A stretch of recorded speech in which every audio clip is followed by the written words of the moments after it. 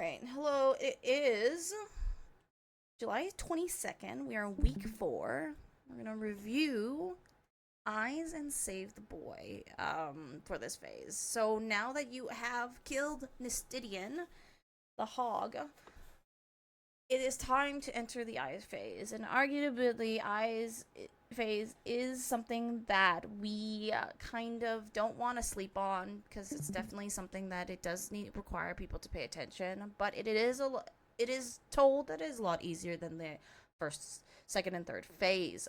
So very important to obviously at the very beginning here, at the start of Eyes, 2 people will receive a debuff. One, and we all want to be able to hit the eyes because if you don't stand here and that white puddle drops on you, you won't be able to hit the eye, and then you lose the DPS check. So we usually go south to face Astidian in the middle, and he's gonna produce 2 eyes. He's gonna produce a red eye, which is the left eye, and I know this is gonna be super confusing, but bear with me, is because he's facing south, and he's gonna produce the eye on 3, which is the blue eye, and that one is going to be called the right eye. So usually when I refer to this kind of stuff, I usually go over, hit the range will hit the red eye and melees will hit the blue eye. Very important that I'm not saying left and right, just because it's a little confusing because we're at our angle. Obviously, this is right and this is left, but that's not the name of those eyes. So just if you hear me refer to the eye on 3, that's because I've just had a lot of confusion when I go through that. So, the setup. When you are... Now, I know that this is very different for PF, but sometimes that changes. But ideally, you do kind of a little bit of sauce spread. And then there will be a little bit of a bleed. This is important to note that after the bleed, you want to mitt. So if you're looking at any UR's mitt plan, and they're talking about after the bleed, because if you have any shield, like mitts, like Divide Veil or Shake It Off, except for Scholars, we mitt the bleed, but anything else that requires mitt, where you're using it for the eye soak, which makes it a little bit easier for healers as well. So you're gonna mitt after the bleeds for the eyes to soak. Normally also when you're doing this setup as well, group 1 is going to be kind of more northern part of the arena, and group 2 is more southern. So that's just when the bleed disappears, there's going to be another cast ball, and that's when the tethers go out. You can receive a blue and you can receive a red. And the first sets of orbs that will grow and kill us are the yellow ones on the side of the eyes, right? That's the one melees want to pop first. So they want to obtain red, because red, when they take damage with the debuff, you reduce the health bar of the red eye, right?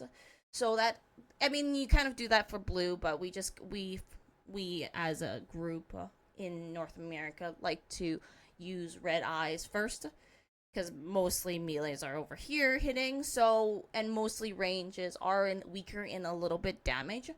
So we use the debuff for the red eyes, and because the yellow orb pops first, we want to give melee players, melees and tanks, red debuff. I know that's a little bit confusing, but bear with me and why that is happening too. So if you have the incorrect debuff, like look at this tank. This tank has the blue debuff. He doesn't want the blue debuff. He's going to go to where Hog or Stinian will be. Sorry, anyways, he's gonna be here in the middle of the 2 eyes, and whoever doesn't want that color as well, like this bard wants blue, right? Because we want melees to have red. He's going to come in the middle, and instead of looking at each other, they're just going to both come into the middle. you'll have the opposite debuff and you'll pass, right? Do a little wiggle. When you pass, there's also a sound effect. So this is also important, not to like wiggle and then just fucking leave. You wanna make sure you actually obtain the debuff. It's very common for people to kind of like run through middle and then run to their spot, and then the debuff wasn't actually passed, and then you wipe, right? So you can hear the sound effect, and you can see the debuff change, and then you can leave. It's very Nisi like. They change on server ticks, and it's not instant. So just that's the heads up for that mechanic. So once melees obtain red and range obtain blue, we are going to pre-position and get ready for a pop. I also kind of forgot that tanks at the very beginning need to establish aggro on both eyes. And Ida's here to correct me if I'm wrong. Main tank takes the blue eye, off tank takes the red eye. Ida? I think in general, though, Okay. I see, most of the time I just see tank signal body language. They'll walk towards the eye they want to take aggro on. Yeah, Walk there's back. autos that come from the tanks or from the eyes, so it's very important for tanks to have both stance on and make sure they take it. But once they have aggro, they're gonna obviously mix, and then they're gonna get ready for popping. So you can see that there's going to be a tank here. So supports will be on the right side, and DPS will be on the left side here. Ideally, range still hitting this red eye to bring it down, even during this mechanic. Healers are needing to dot both eyes as well. So, ranges are just kind of doing double lifting. Just kidding. So, the red, what will pop first will be that yellow orb. It will grow.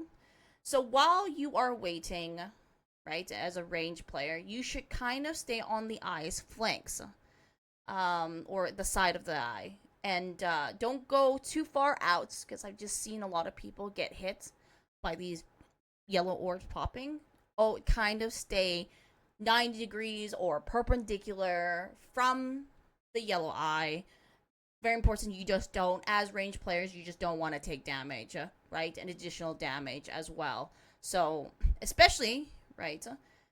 What was I gonna say? Anyways, so when they grow, right? Melees are going to pop, and then they're going to pass. Remember when I said group 1 more northern, group 2 more southern?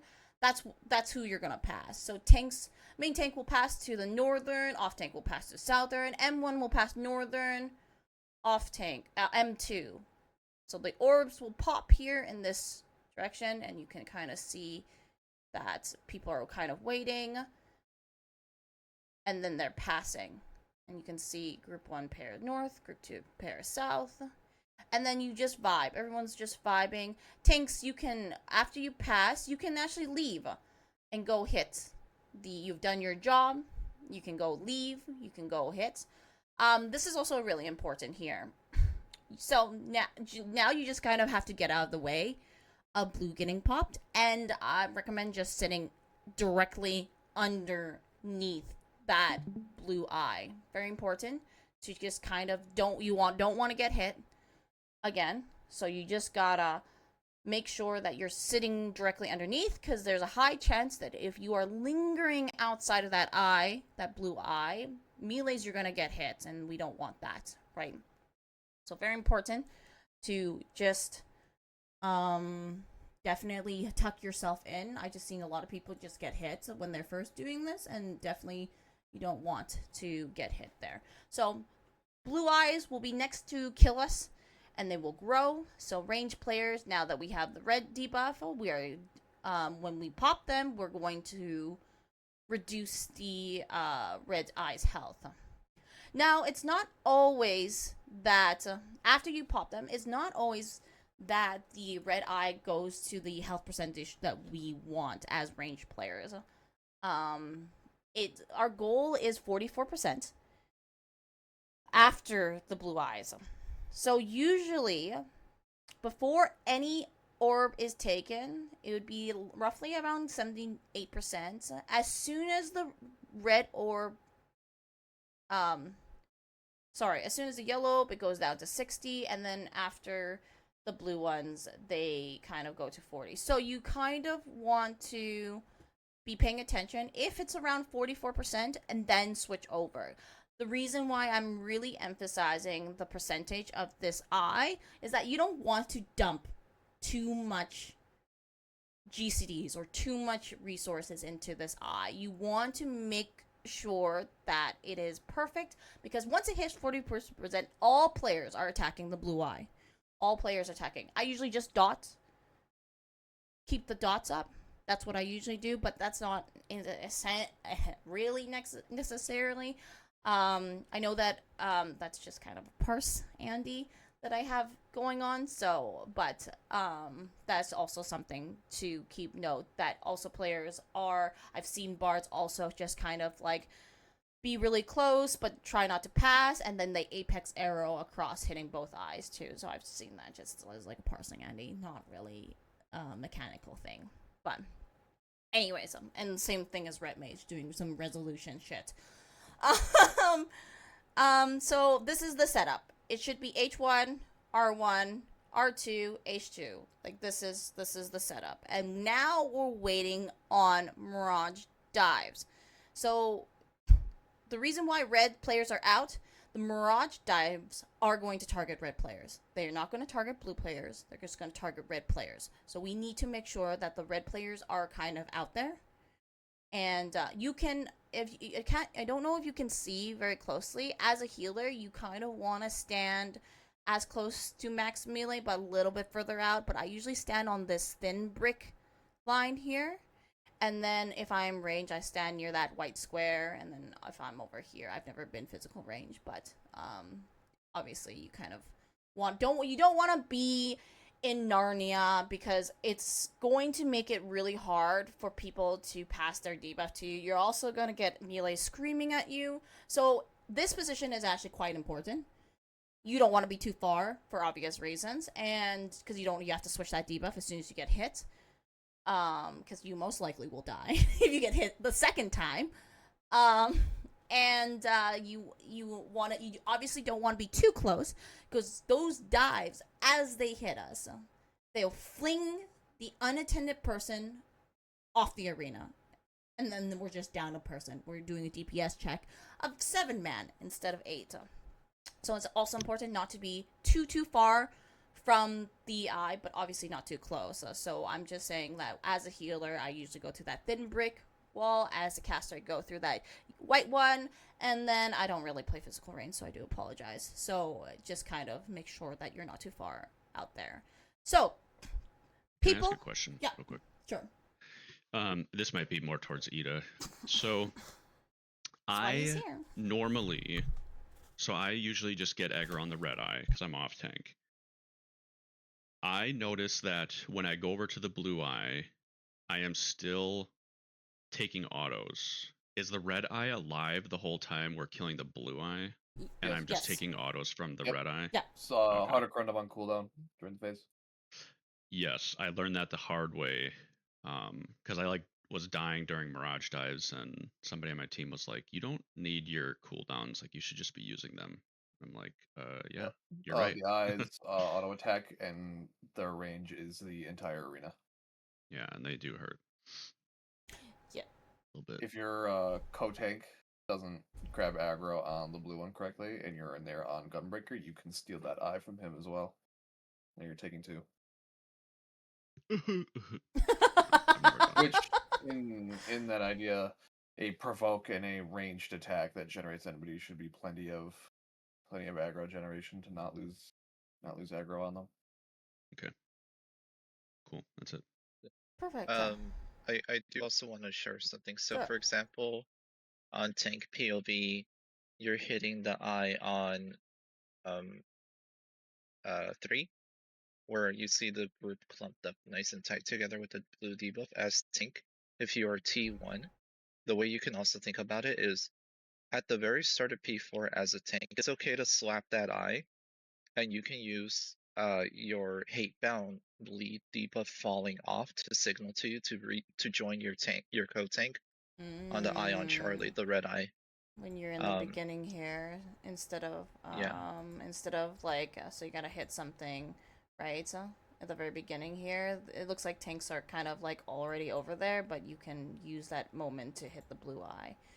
Yeah. You can stay on that eye for a good chunk of time. You just want to make sure you're with your co-tank hitting the red eye by the time your bleed falls off, so that you don't inadvertently you're not inadvertently misposition and start passing tethers out of order. Well, I had egg on my face the first time I got to phase 4, and a DPS died, and they were like, "Why did I die?" And somebody was like, "Ori, you don't have stance on," and I'm like, "No, I do not." Yeah, and also I do know that just from a healer point of view, if a tank has aggro on both eyes, which as you probably feel how chunky they are, and this is just for the general people listening as a healer, you will notice right away when one tank gets 2 autos, they will get half health. So if you don't correct this right away, right, as I'm healing, I'm typing like a mad woman. Who has it? Hey, grab your eye, grab your eye, grab your eye. Because very quickly, right, the 2 autos will kill a tank, obviously, very quickly. So just, you can just kind of see as a healer, you can kind of tell if a tank and just kind of let them know. But yeah, all good questions here. So the first dive is pretty important, but like, because it orientates. So this is also something that I just want to talk about here. So ideally, group 1.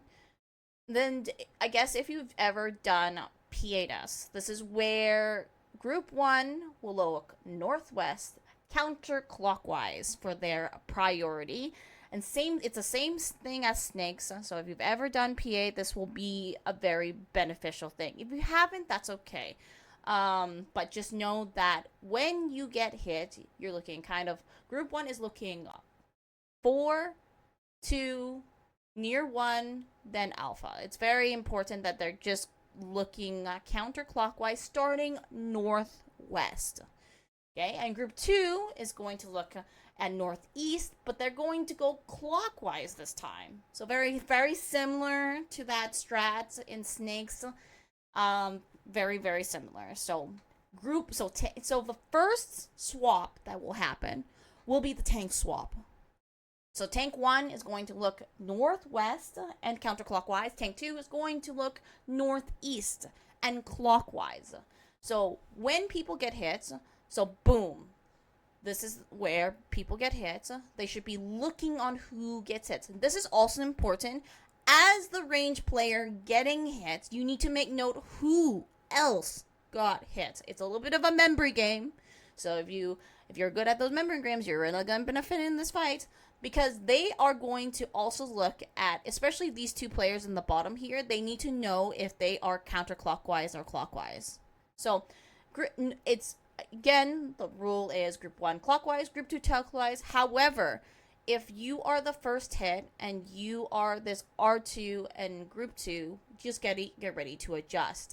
So in this iteration, there was no adjustments. But for example, if the first dive hit both healers, right, then healer 2, which is usually me, I will just have to remember, oh, I need to go counterclockwise, right? Whereas healer 1 will always go clockwise, right? I hope that makes any sense. Same thing with range. Range will always go counterclockwise, but the range 2 has to pay attention if range 1 gets hit, because they're technically always counterclockwise. Unless range 1 gets hit, then they become clockwise. So these 2 people at the bottom here, just like our snake 1 iteration in P8, are going to have to recognize who gets hit and getting ready to adjust later on. So once these players get hit, we're going to go back to the mechanic. Tanks are going to grab, so tank 1 should be grabbing the one at Bard, and tank 2 should be grabbing the one with the Scholar. And remember, when you're grabbing, especially if you're red, try not to wiggle, try not to move, just kind of stand still. Let the person come to you. I've seen this a lot, where people kind of panic. Very important. People panic and they're like, oh, I got hit, I gotta switch. And then they run into the blue eye. For those of you who have done T, these tether passes function like a Nisi, where you can walk through each other without passing because of the tick check. Yes. So if you are on the outside, you wait for the middle to come to you. Yes, if you always. try to move in to make it sooner, and you time this wrong, you do not pass the tether. You just don't pass properly, and then what happens is you pass for someone in the middle. They didn't realize that they get passed, and guess what? The next dive, because RNG is 25%, jumps in the middle and kills everybody. So, very important for everyone to just kind of chill, especially if you get hit. Wait for the person. You're going to hear that debuff switch, and then you can enter in the group while the person who swapped with you stays out. Right? You can still achieve max melee here. You still want to be pressing your buttons and stuff like that. So tanks take the first swap. Okay? Then, in the next hit, right? Remember, group 1, counterclockwise. Group 2, clockwise. So the next people are melee players.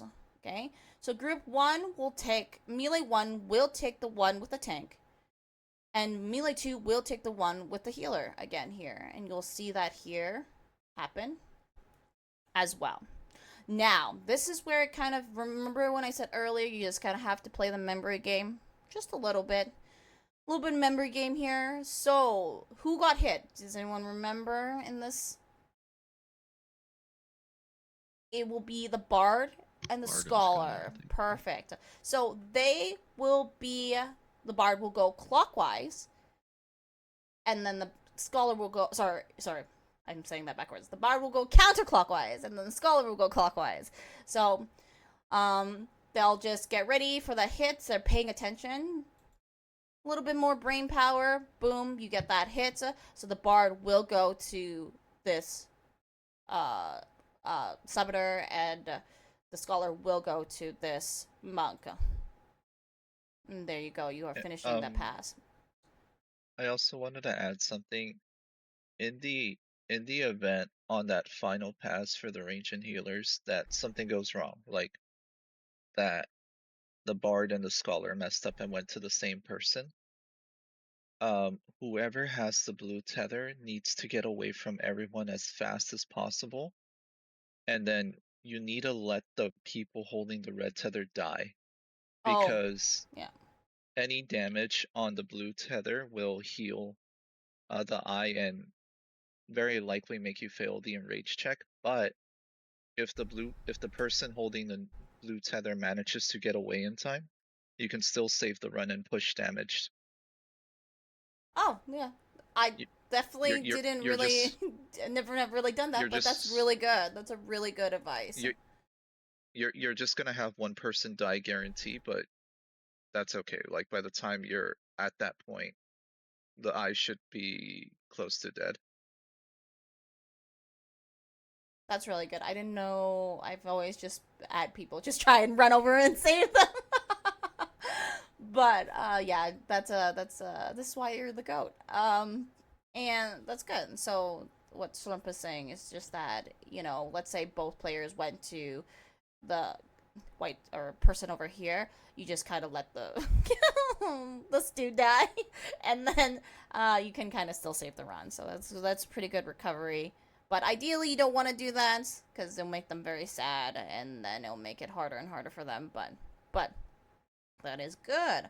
So, that you do a raid wide. Your burst will come up here. Try not to burst. We're gonna save it for saving the boy. But you want to put your mitts out for the steep, and that's the cast bar. Steep and rage, I think. Yep. Misremembering. Anyways, and we should have killed the red eye. Now, there are some times where the red eye is also casting steep. That's not good, right? This will kill, but we can only take one steep and rage. We can't take two. I'm saving my mitts for Save the Boy. I'm sure everyone else is saving their mitts for Save the Boy, so you don't really want that second one to go off. So, very important. If the red eye is lingering, shouldn't be too much, like 1 or 2%. I know that Edalya comes over as a fizz range and shakes his hips one more time and hits the eyes. I see some people do apex arrows and they just kind of hit the eye. I've seen some tanks just gap close and kill the red eye really quickly and stuff like that. Or if the blue eye is super low, you can kill the blue eye. But just know that one of both of these eyes will cast Steep and Rage at the same time, and we cannot take both Steep and Rage. We can only take one of them. So, and then obviously we will mitt the one that we have to take, and it's usually the blue ones. So you're gonna, I believe there's certain reprisals for that one, but everyone else should be generally healthy there. Ideally, there's going to be a cast bar as well. That cast bar is really kind of weird. So how I think about that cast bar when it's kind of enraged and we fail to check, essentially, is that if we don't kill the eyes, the cast bar fills up to 100. The failure condition, and then Nidhogg comes, Nidhogg the dragon comes down, and kills everybody, so that's like the kind of the failure condition. But for some reason that cast bar holds at 99%, a little longer than I expected, but it also jumps.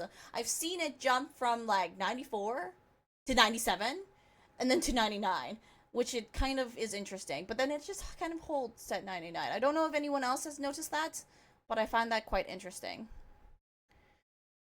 You can move more freely, obviously, after the fourth one. But, yes, and I say one eye needs to die. And the damage is lethal if both of them go off. Oh. It's impossible. Okay. Now we're going to talk about Save the Boy. I don't have much on Save the Boy other than... This is where I'm going to pull my little... Ooh. What happened? Oh, there it is. I don't know why I did that. I'm going to pull my Save the Boy and my notes here. So, this is very similar to the first part. Healer and melee range, and you're going to do the same. Now, this is where it's a little bit important. In Nyar, we have a priority who is going to LB. And when you LB, what's up? There, we can only see the... Oh, shit. The eyes right I do this all the time. You just need to shift your tabs around. That's fine. Here we go. Shit, I also didn't double check if I was okay. Good, I am on that screen. Okay. So it's also important to remember which tank is ALP. There is a priority. Now, I think somebody asked me a question a long time ago. Why is Gunbreaker last? I think it's because they have less button to push. I mean, the most button to push. Gunbreaker is last because gnashing. That's the only answer. So and this timing of this LB is pretty important. Either do you want to talk about the timing, or you can do this timing in two different ways. If you're LBing, this is very important. If you're LBing, if you're doing the limit break. Which, if you're doing a limit break, you can't burst like normal because for some classes you might lose a GCD under your burst. Like you can't press Delirium, you might lose the last Blood Spiller. But it doesn't really matter if you do or don't. DPS check is easy. Oh, so what you'll do is after you get chained by Grano and you get to start hitting Charbert, you do this in two. You can do the LB in two different ways. You do it after the third GCD, guaranteed. Grano chains you, then you start hitting Charbert 1 GCD, 2 GCD, 3 GCD, LB. That timing is good. Or you can watch the south part of the arena. As soon as you visualize Horshaphant, you can press LB. Then the timing is the same. So either you do it on your GCD, or as soon as you see Horshaphant, press the limit break.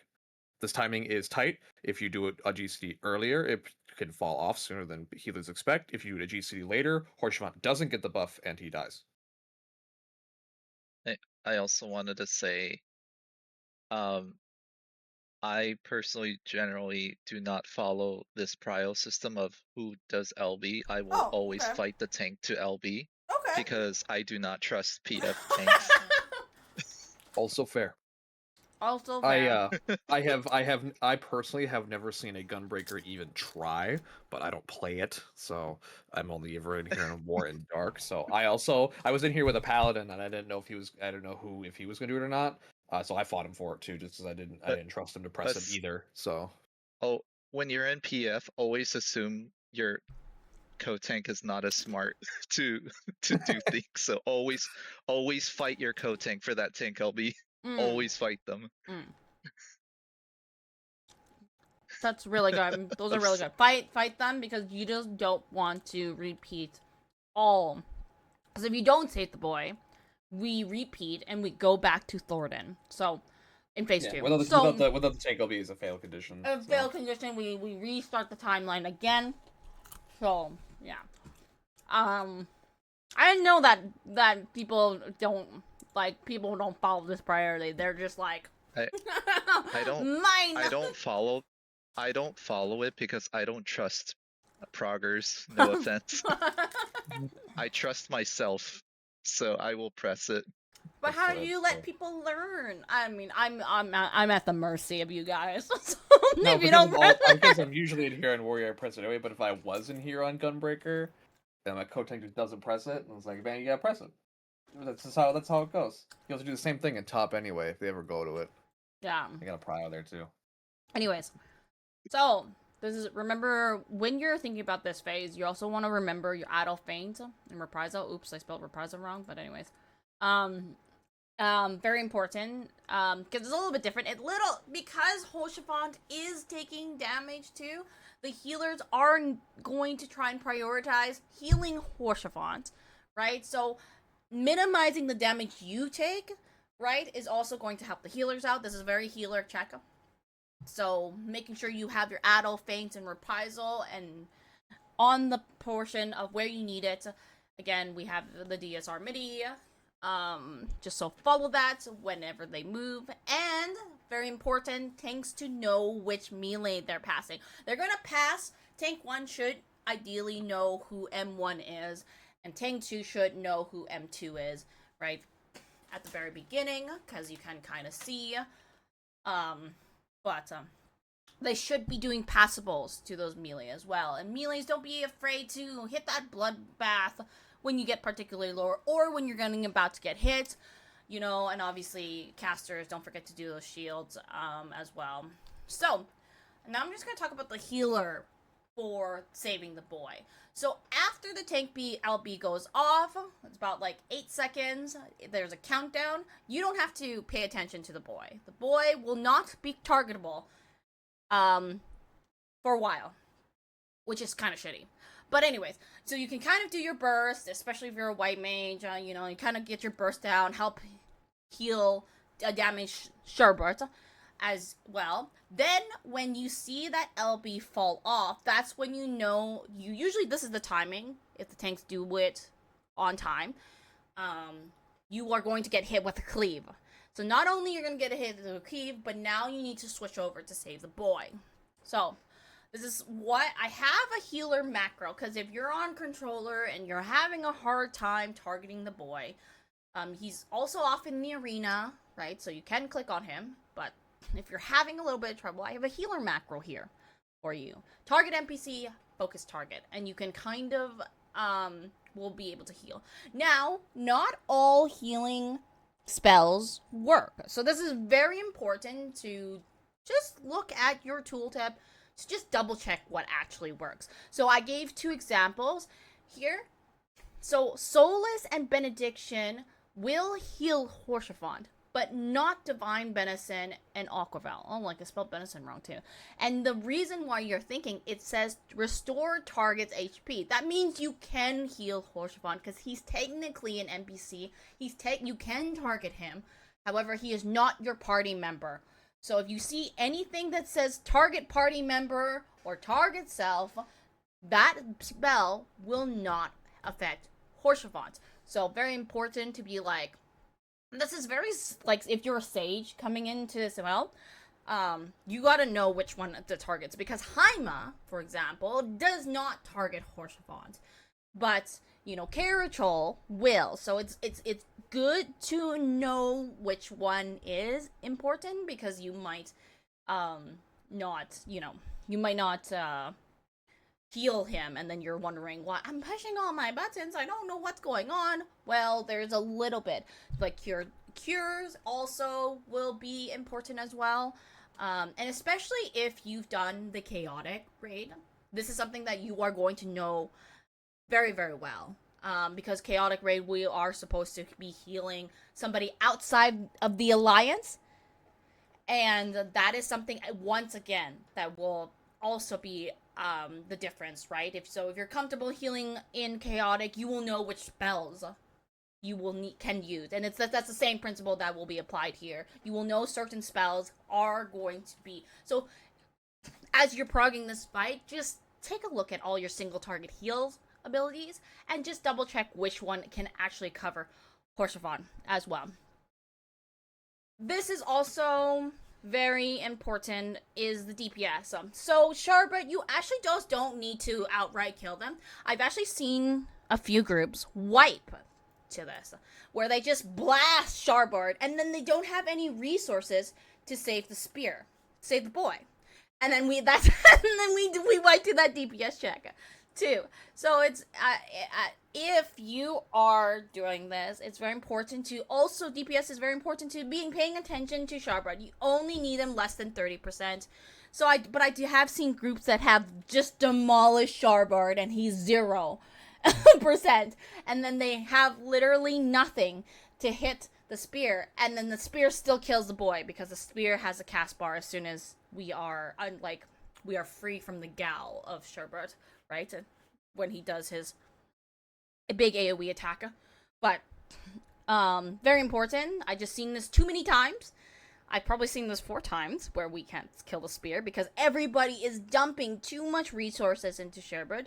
If you are, meeting that check, build gauge, especially if you're a build gauge job, do your 1, 2, 3s, build gauge and stuff like that, but don't dump your stuff into Charbot anymore, because you do want to catch that spear DPS health, and I just seen it too many times, so very important to make note of that. Anyways, does anyone have any certain questions? Very short lecture today. I like it when it's short and sweet. Nothing. Y'all just fantastic. Anything to add, my lovely people? Something that I want to add, as you're all preparing for week 4, I would highly, highly recommend that you study all of P5, because if you're in a position where the party is consistently pushing P3, there's absolutely no reason to wipe in P4 and rewind. You should be focusing on Death of the Heavens. And even though this was not the material covered for the lecture, it's because I don't want to say Eyes and Save the Boy are free, but they're so predictable as far as what you need to do. If everyone has studied and understand what they need to do for these phases, there's a very good chance that you go into P5 and you don't want to be in a position where you don't understand what you're doing in Wrath of the Heavens. That way you can push prog very, very quickly to at least get exposure for the mechanics in the first half of P5. That's a really good point, yeah. The solo sim does cover P5. If you've done UCOB, it's basically UCOB 2.0 for Quick March. Yeah. For the first half. And I'm also saying this because, not to discourage anyone, but from what I've observed in PF and then statics that I've helped over time, Death of the Heavens tends to be one of the last lingering walls of DSR that even when parties are ready to do P6 prog or even clear, Death of the Heavens tends to be like the thorn that keeps people back for a while, Mm-hmm. just because it's very precise. But as you study for this week, if you spend like a few minutes here and there getting on the solo sim to practice P5, I will assure you it'll be a huge payoff, because the phases that you all went through today go by very quickly too. And again, if everyone studies and is prepared for eyes and save the boy, you will easily push into P5. But that's just my general recommendation. I think that's really good.